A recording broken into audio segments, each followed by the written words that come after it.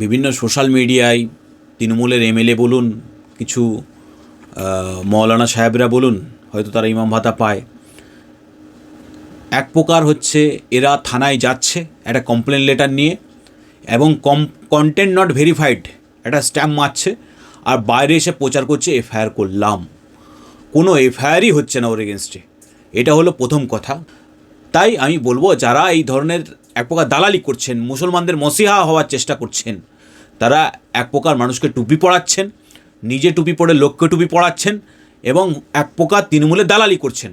কারণ সরকার তৃণমূলের, প্রশাসন তৃণমূলের অঙ্গুলি হিলনে চলে, প্রশাসন টয়লেট পর্যন্ত করতে যায় না তৃণমূলের সভাপতির অনুমতি না নিয়ে।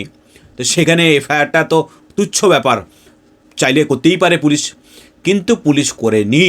সাধারণ মানুষকে বোকা বানানো হচ্ছে যে এফআইআর হয়ে গেল। তাদেরকে আমি জিজ্ঞাসা করতে চাই যে আপনারা যতজন থানায় স্ট্যাম্প মারিয়ে নিয়ে এসে বাড়িতে বসে আছেন, আপনাদের কেস নাম্বারটা কত? যে থানায় কেস করেছেন, থানার নাম, কেস নম্বর 2025-এ করেছেন, তার মানে 2025, তারপরে ডেট কত এবং কোন কোন ধারায় কেস হয়েছে কারোর কাছে নেই। 90% লোকের কাছে নেই বলেই আমি জানি, আমার কাছে সঙ্গে যতজন যোগাযোগ করেছে। তো সুতরাং মানুষকে টুপি পড়ানো হচ্ছে। তাই আমি বলি যে এফআইআর যখন করবেন তখন সঠিক পদক্ষেপ নিয়ে করুন। যে ভিডিও দেখে আপনার মনে আঘাত লেগেছে, যে ভিডিও দেখে আপনাদের মনে হয়েছে যেটা অবমাননাকর, সেই ভিডিওর লিঙ্ক দিন।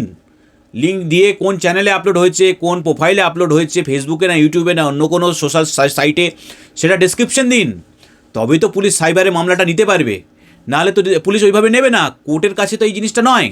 আপনি কমপ্লেন করলেন, কমপ্লেনটা দেখলেন কোথায়, কোথায় মনে হলো? আপনি কি নিজের চোখে দেখলেন, না কেউ আপনাকে ভিডিও ফোনে দেখালো? কিভাবে দেখলেন? সেগুলো পরিষ্কার করুন, পরিষ্কার করে কমপ্লেন লেটার জমা দিন।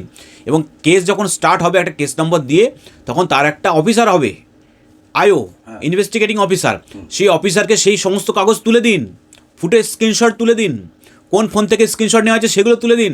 তবেই তো আপনার কেস চার্জশিট ঠিকঠাক হবে। তারপরে সেই তদন্তকারী অফিসারকে কোঅপারেট করে অনুরোধ করুন যে একে অ্যারেস্ট করতে। তার ছাড়া এই কেসের নামে একটা মার্কেটিং চলছে, যেটা তৃণমূলের একটা প্রোপাগান্ডা বলে আমি মনে করি।